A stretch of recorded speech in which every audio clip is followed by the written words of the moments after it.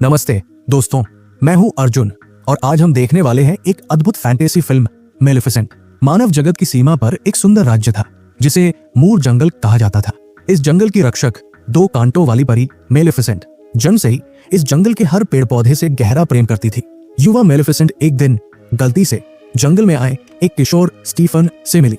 इंसानों के प्रति उत्सुक मेलेफिसेंट धीरे धीरे उस भोले भाले चोर के प्रेम में पड़ गई।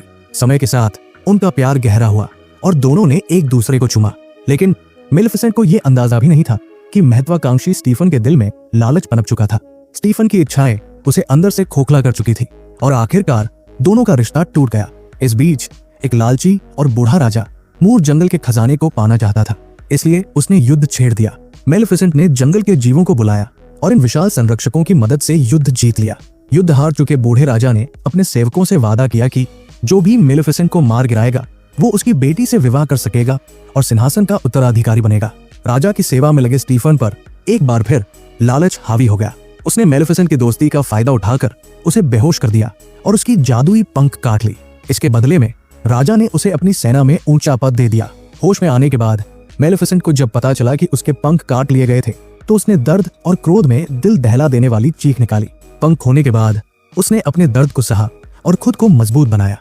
इसी दौरान उसने इंसानों द्वारा पकड़े गए एक कुवे डियावाल को बचाया और उसे एक आकर्षक युवक में बदल दिया। डियावाल, जो अब किसी भी रूप में बदल सकता था, मेलेफिसेंट का सबसे वफादार साथी बन गया। उसने मेलेफिसेंट को स्टीफन और राजकुमारी के विवाह का समाचार दिया और देखा कि कैसे मेलेफिसेंट एक निर्दयी रानी में बदल चुकी थी। जब मेलेफिसेंट को पता चला कि स्टीफन और राजकुमारी की एक बेटी हुई है तो उसने स्टीफन से बदला लेने की योजना बनाई। राजकुमारी ऑरोरा के जन्मोत्सव के दौरान मेलेफिसेंट वहां पहुंची और शाप दे दिया कि 16वें जन्मदिन की संध्या पर ऑरोरा की उंगली सूत काटने वाली मशीन की सुई से चुभेगी और वो अनंत काल तक सो जाएगी। स्टीफन ने गिड़गिड़ाकर दया की भीख मांगी, लेकिन सच्चे प्रेम पर विश्वास खो चुकी मेलेफिसेंट ने शाप में केवल एक शर्त जोड़ी, अगर किसी का सच्चे प्रेम से दिया गया चुंबन उसे मिलेगा तो वो पुनः जाग उठेगी। शाप देने के बाद मेलेफिसेंट वहां से चली गई। राजा स्टीफन ने आदेश दिया कि पूरे राज्य में सभी सूत काटने वाली मशीनें जला दी जाए और अपनी बेटी को 3 परियों के हवाले कर दिया जाए। तीनों परियां ऑरोरा को जंगल में एक टूटी फूटी झोपड़ी में लेकर गई और मनुष्यों का रूप धारण कर उसकी परवरिश करने लगी। लेकिन वे नवजात बच्चे की देखभाल के लिए पूरी तरह अनाड़ी साबित हुई।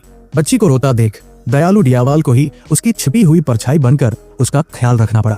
जब मेलेफिसेंट और डियावाल नन्ही ऑरोरा की देखभाल कर रहे थे तब दूसरी ओर स्टीफन का दिल और अधिक क्रूर हो चुका था। उसने आदेश दिया कि सेना आग जलाकर जंगल की कंटीली दीवारों को जलाने का प्रयास करे। जंगल में आग जरूर लगी, लेकिन जैसे ही मेलेफिसेंट वहां पहुंची उसने अपनी शक्तियों से सैनिकों पर हमला कर दिया। सैनिकों की हार से क्रोधित स्टीफन को याद आया कि लोहे की वस्तुएं मेलेफिसेंट की सबसे बड़ी कमजोरी थी। उसने पूरे राज्य के लोहारों को बुलाकर मेलेफिसेंट को हराने के लिए हथियार बनाने का आदेश दिया।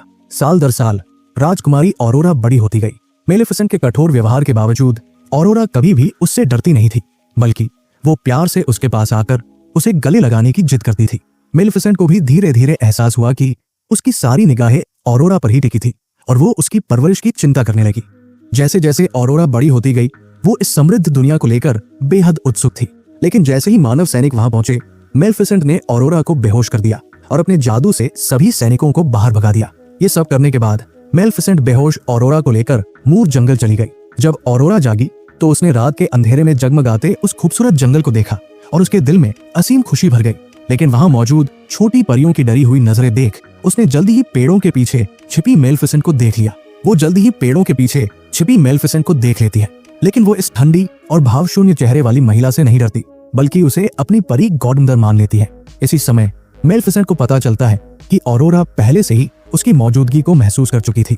लेकिन जब ऑरोरा उसे गले लगाने के लिए आगे बढ़ती है तो मेलेफिसेंट फिर भी उससे बचने की कोशिश करती है और उसे बेहोशी की हालत में घर छोड़ आती है। लेकिन जब उसने इस मासूम और दयालु लड़की को देखा जिसे वो हमेशा से बचाती आई थी तो उसने सालों पहले दिए गए श्राप को हटाने का फैसला किया। लेकिन ये देख वो हैरान रह गई, क्योंकि ये निर्दयी श्राप वापस नहीं लिया जा सकता था।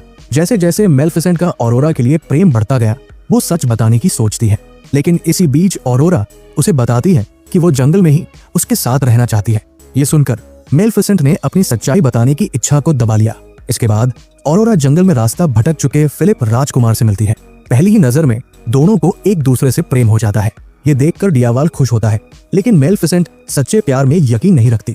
घर लौटने के बाद ऑरोरा को अपनी 3 परियां से अपने असली श्राप की सच्चाई पता चलती है।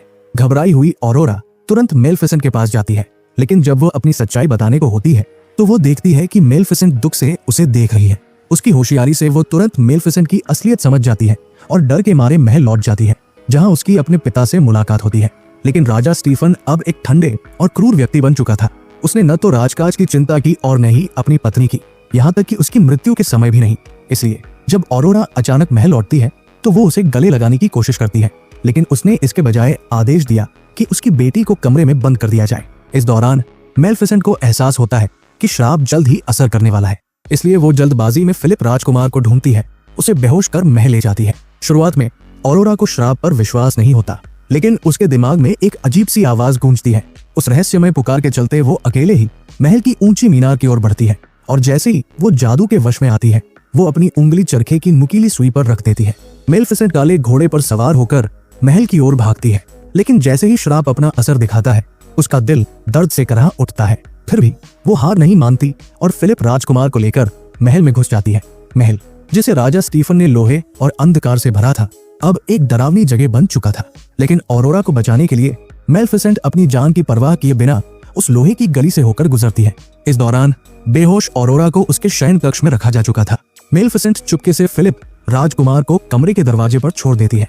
परिया ये सुनकर कि फिलिप ही सच्चा प्रेम है, उसे तुरंत कमरे में धकेल देती है। लेकिन जब फिलिप दोबारा मीठी मुस्कान वाली ऑरोरा को देखता है तो उसका दिल केवल एक किशोर की झिझक और शर्म से भर जाता है। परियों के दबाव में वो मजबूर होकर ऑरोरा के होंठों पर हल्का सा चुंबन देता है, लेकिन मेलेफिसेंट को निराशा हुई क्योंकि ऑरोरा इस चुंबन से नहीं जागी। जैसे ही परिया वहां से गई वो चुपचाप ऑरोरा के बिस्तर के पास गया, अपने वर्षों के अपराध बोध को आंसुओं के साथ व्यक्त किया और प्यार से उसके माथे को चूमा।